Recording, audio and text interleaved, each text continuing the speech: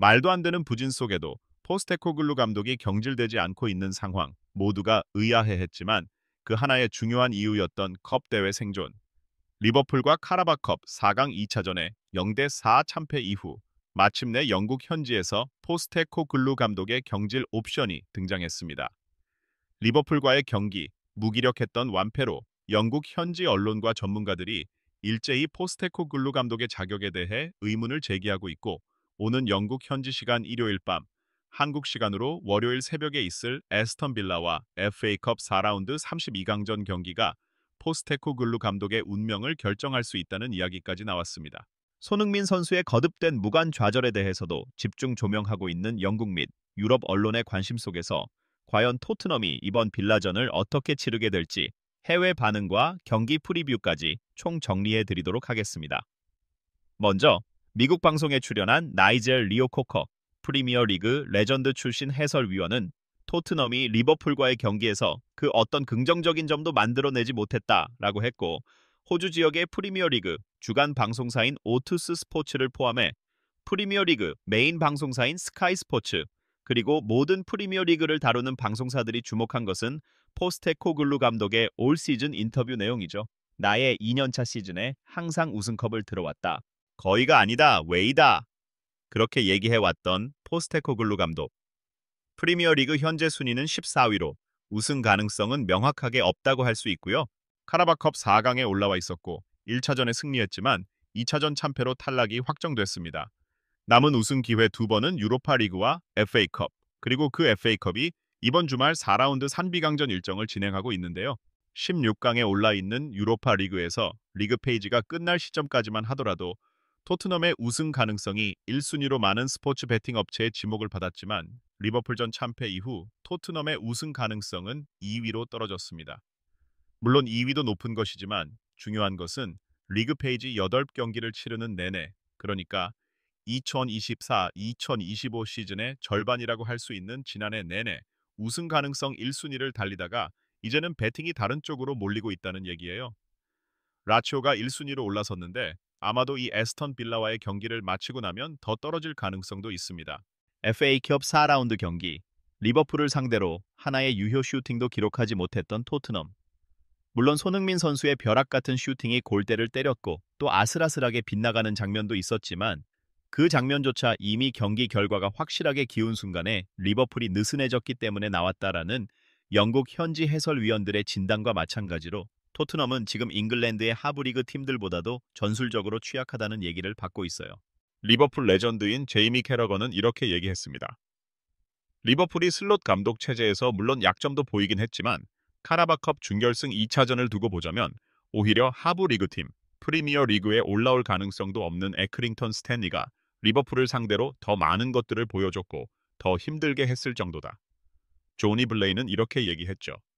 지금 부상 문제로 최근에 부상자가 많다는 변명을 포스테코글루 감독이 계속하고 있는데, 그들은 최근 나세 모삭 경기에서 포스테코글루 체제 2번의 패배를 당했다. 이 20번의 패배가 다 부상자가 있을 때가 아니었고, 물론 일부 부상자가 있었다고 하더라도 여러 다른 선수들이 뛰는 과정 속에, 내지는 지난 시즌 후반기를 포함한다면 최정예 멤버가 뛰었을 때도 그렇게 패배해왔다. 지난 2024년 내내 이어진 패배를 부상이라는 변명과 핑계로 가리고 있다는 얘기가 나온 겁니다. 그런데 아르네 슬롯 감독이 이번 시즌 부임하자마자 리그 선두, 챔피언스 리그 1위 돌파, 그리고 중요한 카라바오컵 결승 진출을 통해 꾸준한 성적과 성과를 내고 있는 과정에서 실질적으로 다음 시즌에 영입이 예약된 마마르다슈빌리 골키퍼를 영입했지만 거의 쓰지 않고 있습니다. 키에사를 제외하고는 지난 시즌 멤버 그대로 쓰면서 오히려 유망주들을 끌어올려 기용하고 지난 시즌에 부진했던 선수들도 개선시키고 있습니다. 물론 리버풀 선수들의 퀄리티가 좋다고 하더라도 이번 토트넘과의 경기를 보자면 코너 브래들리라는 유망주를 아놀드 대신 쓰면서도 좋은 경기를 보여줬고, 지금까지 포텐이 터지지 못했던 선수들을 전술적으로 조정해서 잘하게 만들었습니다. 감독의 영향을 분명히 보여주면서 결과를 내고 있는데, 포스테코글루 감독은 부임 이후 그 어떤 긍정적인 점도 보이지 못하고 하강 곡선을 그리고 있다는 얘기가 나오고 있어요. 그 부상 불운들, 정말 불운인가? 포스테코글루 감독이 선수단 매니지먼트 운영, 체력 관리를 못하고 있는 게 아니냐라는 의문도 제기되고 있습니다. 리버풀도 마찬가지로 데브스가 그리 두텁지 않은 상황에서 여러 대회를 병행하고 있는데 다 잘하고 있고 성과도 내고 있으며 부상도 거의 없지 않느냐? 이게 정말로 불운이냐라는 얘기가 나오고 있습니다. 토트넘의 트로피 징크스도 사실 징크스가 아니라 운영 실패라고 보는 시선들이 나오고 있어요. 세계적인 이적 전문 매체 트랜스퍼마크트는 좌절하는 손흥민 선수의 사진을 메인으로 띄우면서 손흥민 선수 입단 후 지난 10년간 토트넘의 카라바오컵 결과를 소개했습니다. 2020-15 연력 시즌 32강전에서 아스널의 패배, 탈락. 아스널을 일찍 만난 게 대진상 아쉬웠다고 할 수도 있겠죠. 김치닝국 17 시즌 16강에 갔지만 리버풀의 패배, 탈락. 2017-18 시즌 16강전 웨스트햄전 탈락. 2018-19 시즌 챔피언스리그 결승까지 올라갔던 그 시즌에는 손흥민 선수가 마침내 월드클래스의 실력을 발휘하면서 16강에서 다시 만난 웨스트햄을 꺾었고 8강에서 다시 만난 아스널도 꺾었고 4강까지 올라갔지만 첼시에 패배하며 탈락. 대진표가 연이은 런던 더비로 아쉬웠다고 할 수 있겠죠. 챔피언스 리그 결승까지 병행했으니 이해할 수도 있습니다. 2019 DB 시즌 32강전에서 하브리그 팀에 충격적인 패배를 당하며 조기 탈락. 2020-21 시즌 무리뉴 감독과 함께 첼시와 16강전 승리 후 스토크시티와 브렌트포드 같은 상대적으로 쉬운 팀들을 잡고 결승에 갔지만 결승 일주일 전에 무리뉴 감독을 경질했고 맨시티와의 결승전에서 패배. 우승에 가장 근접했던 손흥민 선수가 챔스 결승에 이어 또 한 번 결승에 올랐지만 좌절한 경기였죠. 2022-22 시즌 콘테 감독과 함께 울버햄튼, 벌리, 웨스트햄을 꺾고 4강에 올랐지만 2019년과 마찬가지로 첼시에 패배하며 탈락. 이 두 경기 모두 무력했다는 평가. 2022-23 시즌 3비강에서 노팅엄 포레스트의 패배. 2023-24 시즌 포스테코글루 감독 체제에서 컵 대회의 악몽이 이어짐. 64강 1라운드에서 풀럼에 패배하며 탈락. 그리고 올 시즌 마침내 결승까지 갈 수 있느냐. 기대를 모았던 일정에서 16강 맨시티, 8강 맨유를 잡아내면서 기대를 끌어올렸지만 4강전에서 모두가 패배를 예상했던 리버풀과의 1차전까지 이겨냈음에도 결국 또 한 번 뒤집기 패배를 당했습니다. 그 책임은 토트넘 구단 전체 운영에도 있지만 무엇보다 포스테코글루 감독에게 있는 게 아니냐. 전 시즌 컵 대회 조기 탈락이 결코 우연이 아니었다는 얘기가 나오고 있습니다. 캐러건은 그래, 난 예상치 못한 결과가 아니다. 이럴 줄 알았다. 왜? 토트넘이니까. 라는 노골적인 비아냥을 경기 후 후토크 방송에서 이야기했죠. 이미 토트넘에게 큰 타격을 안겼던 리버풀도 플리머스 약체와 2월 10일 월요일 0시에 경기를 치르고 토트넘은 2월 10일 월요일 새벽 2시 35분에 빌라와 원정 경기를 치르는데요. 한동안 카라바오컵 우승 가능성이 포스테코글루 감독에게는 일종의 안전망이었다. 다가간 상황에서 포스테코글루를 해고하는 것은 가혹할 거라는 생각이 들었을 것이고 본인도 그렇게 생각했다고 했어요. 그러나 그것은 사라졌습니다. 에스턴 빌라와의 경기에서 무슨 일이 일어나는지 그리고 그 다음에는 모든 것이 유로파리그 성과로 이어질 텐데 토트넘이 가장 우승할 수 있었던 좋은 기회를 놓친 것에 대해서 FA컵까지 탈락한다면 솔직히 유로파리그도 포스테코글루로는 어렵지 않겠느냐라는 얘기가 내부에서 나올 수밖에 없다. 고위층에서도 나올 것이다. 이제는 빌라전에서 패배하고 3개의 컵 대회 중 2개가 나간다면 현실적인 대체자를 생각하게 될 수 있다. 라이언 메이슨 임시감독을 가동하거나 또 다른 임시감독을 남은 시즌만 맡을 감독으로 데려오는 방안도 추진될 수 있다. 시즌을 장기적으로 이끌어갈 프리시즌부터 팀을 다시 빌드업할 감독을 지금 찾기보다는 일단 임시감독으로 데려와서 잠깐 점검해 보겠다. 최근 에스턴 빌라도 좋지 않은 상황이기 때문에 이런 경질이 달린 경기에서 항상 반등해왔고 이겨왔던 토트넘이라는 점에서 이 경기는 분명 승리 가능성이 있다고 저는 개인적으로 생각합니다. 게다가 에스턴 빌라는 현재 17위인 울버햄튼과의 가장 최근 7위즌 프리미어리그 24라운드 원정 경기에서 충격적인 0대2 완패를 당했습니다. 챔스 셀틱전은 4대2로 이겼지만 두 골로 앞서가다가 2대2가 됐다가 막판에 다시 앞서가는 골을 간신히 넣었고 웨스트햄과 홈 경기에서도 1대1로 비겼습니다. 모나코와 챔스 경기에서는 0대1로 졌고 아스널과 프리미어리그 원정 경기에서도 2대2 무승부를 기록했습니다. 최근 5경기로 한정한다면 승리가 한 번밖에 없고 그 전에 에버튼 원정 1대0 승리도 신승이었어요.